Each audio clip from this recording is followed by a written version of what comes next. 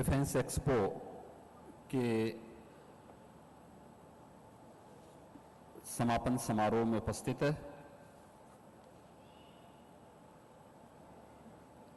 देश के यशस्वी रक्षा मंत्री और लखनऊ के लोकप्रिय सांसद माननीय श्री राजनाथ सिंह जी, उत्तर प्रदेश सरकार में मेरे मंत्रिमंडल के सहयोगी मंत्री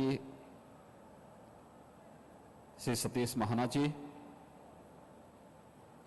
रक्षा सचिव डॉक्टर अजय कुमार जी, मुख्य सचिव उत्तर प्रदेश श्री आर.के. तिवारी जी,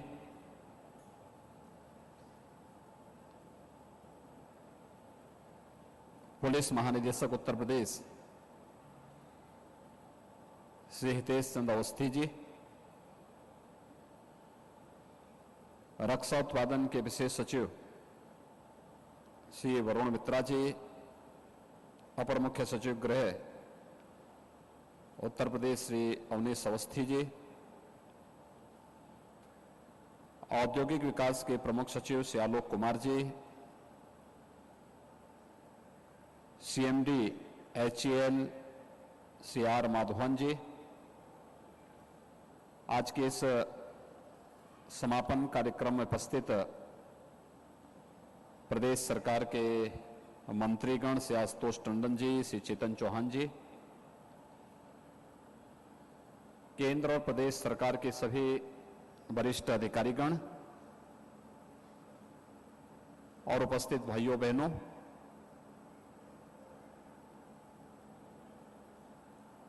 उत्तर प्रदेश और राजधानी लखनऊ के देश से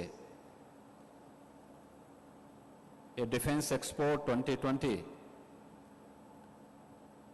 हमेशा के लिए अपनी एक स्वर्णिम याद बनकर के देश के शौर्य पराक्रम को अपनी आंखों से नजदीक देखने का एक बहुत ही दुर्लभ अवसर उपलब्ध कराया है। एक सफलतम आयोजन के समारोह के इस अवसर पर मैं देश के यशस्वी प्रधानमंत्री श्री नरेंद्र मोदी जी का, देश के यशस्वी रक्षा मंत्री माननीय श्री राजनाथ सिंह जी का और रक्षा मंत्रालय से जुड़े हुए विभिन्न विभागों और उपक्रमों से जुड़े हुए सभी अन्य उन सभी महानुभावों का हृदय से आभार भी व्यक्त करता हूं, उन्हें साधुवाद भी देता हूं।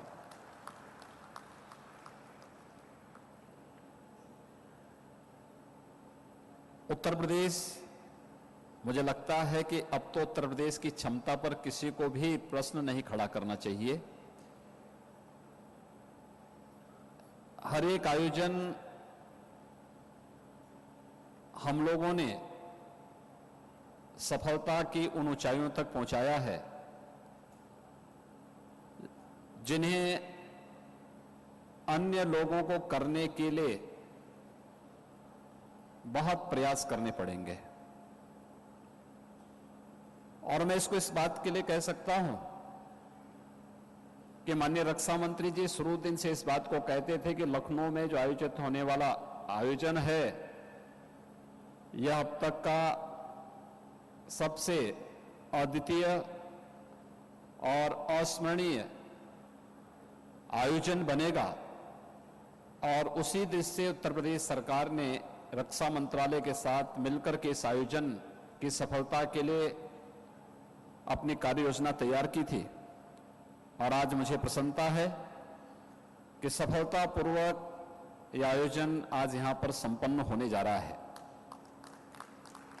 विगत 2-2.5 वर्ष के दौरान हमारी सरकार को अनेक आयोजन सफलतापूर्वक करने के अवसर प्राप्त हुए थे। खासतौर पर 2018 में इसी फरवरी माह में उत्तर प्रदेश के इतिहास का पहला इन्वेस्टर समिट हमारी सरकार ने यहां पर संपन्न किया था।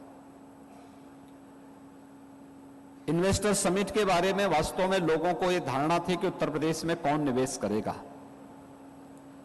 मैंने अपनी पूरी टीम से इस बारे में कहा था। मैंने कहा, देखिए, ऊंचे लक्ष्य प्राप्त करने के लिए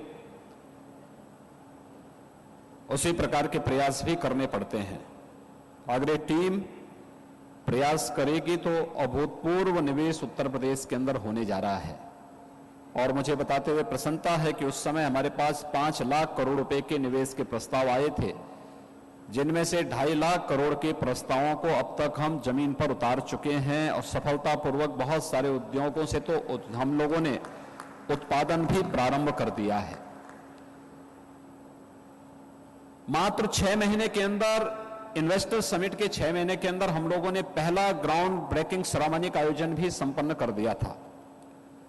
प्रधानमंत्री जी इस आयोजन में तब भी आए थे और उन्होंने इस बात को कहा था कि मात्र 6 महीने के अंदर लगभग 65,000 करोड़ रुपए की योजनाओं को धरातल पर उतारना यह अपने आप में एक उपलब्धि है और उत्तर प्रदेश जैसे राज्य के लिए तो अपने आप में किसी बहुत बड़ी उपलब्धि से कम नहीं है। और हम लोगों ने सफलतापूर्वक फिर इन आयोजनों को आगे बढ़ाया है। विगत वर्ष हमारी सरकार को कई इस प्रकार के आयोजन करने के अवसर प्राप्त हुए थे।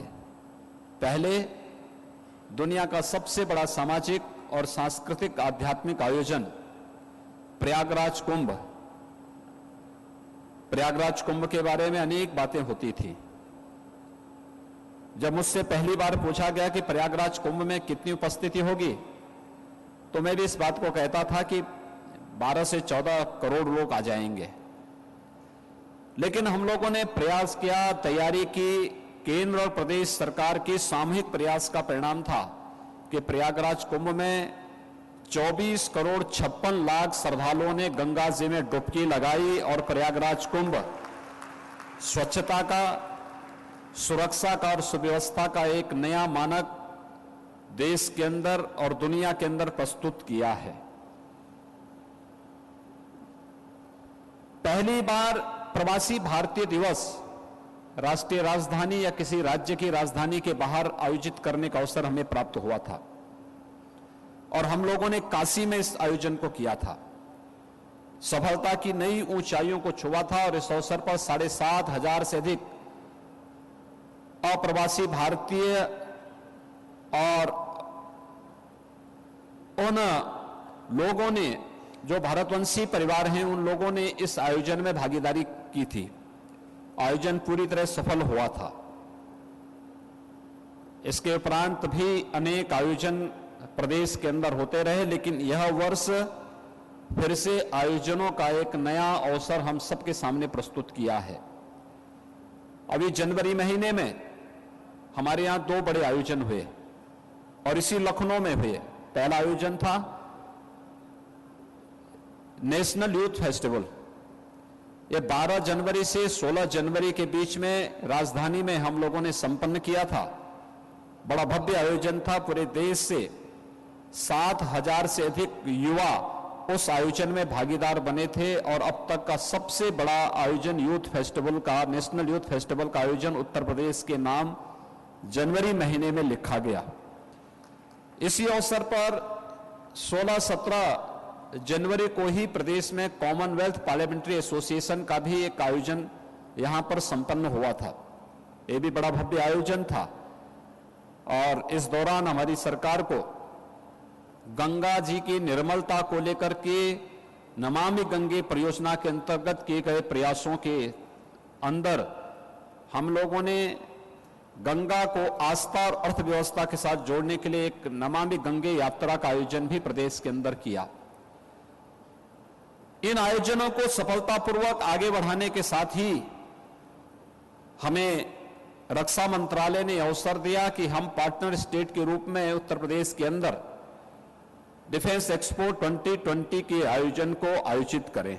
यद्यपि मेरी पिछले वर्ष भी इच्छा थी, क्योंकि मैं जानता था कि डिफेंस एक्सपो हमारे लिए एक चुनौती भी है और एक अवसर भी है।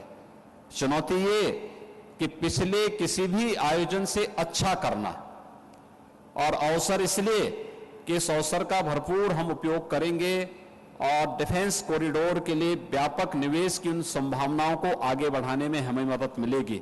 और मुझे प्रसन्नता है कि उत्तर प्रदेश की हमारी टीम ने रक्षा मंत्रालय के साथ मिलकर के इस आयोजन को सफलता की एक नई ऊंचाइयों तक पहुंचाया है। अलग अलग अवसर पर मुझे औद्योगिक विकास मंत्री को, मुख्य सचिव को, या फिर हमारे प्रदेश के यूपीडा के सीईओ को, औद्योगिक विकास आयुक्त को, प्रमुख सचिव उद्योग को, इन सबको अलग अलग अवसर पर अपनी अपनी टीम के साथ बैठना पड़ा।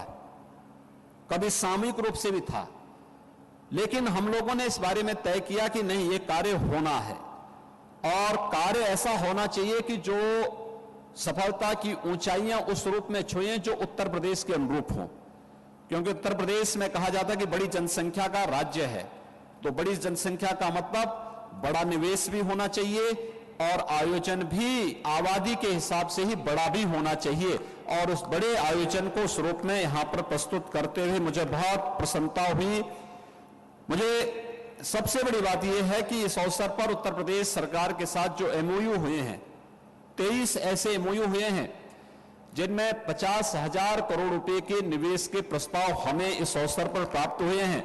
और मेरा अनुमान है कि 50,000 करोड़ रुपए के निवेश प्रस्ताव का मतलब उत्तर प्रदेश के अंदर 2.5 से 3 लाख युवाओं के लिए सीधे सीधे नौकरी और रोजगार की संभावनाओं को विकसित करना। मैं इस बात को देख रहा था जब यहां पर अभी माननीय रक्षा मंत्री जी के साथ हम अपने यहां वॉलंटियर्स के साथ फोटोग्राफी वहां पर हो रही थी, तो फोटो सेशन के उन कार्यक्रमों में उनके चेहरे पर एक नई अजीब खुशी थी, क्योंकि उन्हें लगता है कि अवसर राजधानी लखनऊ के साथ साथ उनके लिए भी आया है, क्योंकि सभी वॉलंटियर्स हमारे यहाँ के टेक्निकल इंस्टीट्यूशन से जुड़े हुए यहाँ के छात्र हैं। और इसीलिए इन लोगों ने इस अवसर को अपने लिए भी माना है कि उनके रोजगार और उनकी नौकरी के दिशा से एक बहुत महत्वपूर्ण आयोजन है। यहां पर देखिए, अर्थशास्त्र का एक नियम है, पैसा लगाओ और उससे पैसा कमाओ। और वो पैसा लगाओ, जब यहां पे हमारी सरकार की ओर से प्रस्ताव आया कि भारत सरकार तो सीमित मात्रा में पैसा खर्च करेगी और सफलता प्राप्त करनी है तो इसके लिए सरकार को ही पैसा लगाना पड़ेगा, तो मैंने कभी पैसा लगाएंगे तो पैसा तो फिर टैक्स के रूप में वापस हमारे पास ही आना है, इसलिए संकोच मत करना किसी कार्य के लिए। और मुझे बताते हुए प्रसन्नता है कि हमने जितना पैसा लगाया था वो पैसा टैक्स के रूप में हमारे पास वापस आया है। लेकिन हमारे लिए और भी महत्वपूर्ण बात है कि हमारे प्रदेश के परसेप्शन के बारे में देश और दुनिया को जानकारी मिली। पहली बार 40 देशों के रक्षा मंत्री 70 देशों की सहभागिता के साथ 3,000 से अधिक फॉरेन डेलीगेट्स किसी आयोजन में सहभागी बने। 10,000 से अधिक डेलीगेट्स पूरे देश से इस आयोजन में सहभागी बने। और मेरा अनुमान है कि कल तक इस पूरे आयोजन में लखनऊ और प्रदेश के 12 लाख से अधिक लोग सहभागी बनने जा रहे हैं। इस पूरे आयोजन में भागीदार बनने जा रहे हैं। अपने आप में एक बड़ा आयोजन हो गया है और डिफेंस की दृष्टि से देखेंगे तो अपने आप में एक महाकुंभ हो गया है। भारत के शौर्य को, भारत के पराक्रम को, भारत के गौरव को जिन्होंने अपनी आंखों से देखा है, महसूस किया है और उस पर गौरव की अनुभूति की है।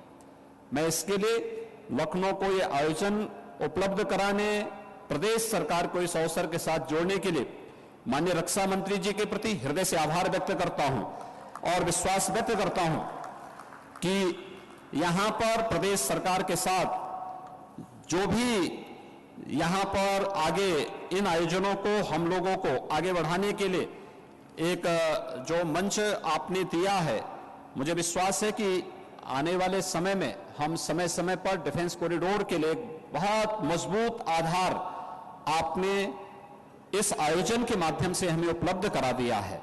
और मैं मान के चलता हूं कि डिफेंस कॉरिडोर उत्तर प्रदेश का आदरणीय प्रधानमंत्री जी की भावनाओं के अनुरूप देश में उत्तर प्रदेश को रक्षा उत्पादन के एक नए हब के रूप में विकसित करने में सफल होगा। मैं एक बार पुनः माननीय रक्षा मंत्री जी का, रक्षा मंत्रालय से जुड़े हुए सभी अधिकारियों का, रक्षा उपक्रम से जुड़े हुए सभी अधिकारी और कर्मियों का हृदय से आभार व्यक्त करता हूं, उन्हें साधुवाद देता हूं।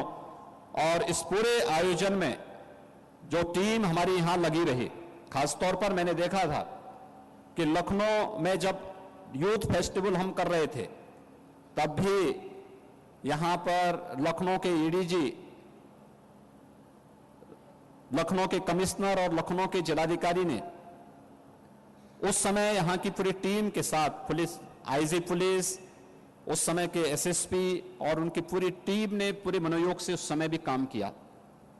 और इस पूरे आयोजन में भी मैंने देखा कि लखनऊ में पहली बार हम लोगों ने पुलिस कमिश्नरेट सिस्टम लागू किया है। तो एडीजी पुलिस का भी और लखनऊ पुलिस कमिश्नर की पूरी टीम ने लखनऊ के यहां के मंडलायुक्त और जिलाधिकारी, इन सभी लोगों ने मिलकर के पूरे आयोजन के साथ जुड़ करके उसको जिस टीम भावना के साथ कार्य किया, क्योंकि आयोजन की सफलता टीम वर्क पर निर्भर करता है और टीम वर्क जितना बेहतर और जितना समन्वयवादी होगा उतना ही सफलता की ऊंचाइयां आगे बढ़ती हैं। और मैं इस पूरी टीम को हृदय से बधाई देता हूं एक सफल आयोजन में योगदान देने के लिए, और विश्वास व्यक्त करता हूं कि आने वाले समय में हमारा लखनऊ इन्हीं नई सफलता की नई ऊंचाइयों को प्राप्त करके प्रदेश को देश की एक नए निवेश डेस्टिनेशन के रूप में स्थापित करने के रूप में सफल होगा। मैं एक बार पुनः आप सबके प्रति हृदय से आभार व्यक्त करता हूं, सफलता की बधाई आप सबको देता हूं और अपनी शुभकामनाएं भी देता हूं। धन्यवाद। जय हिंद।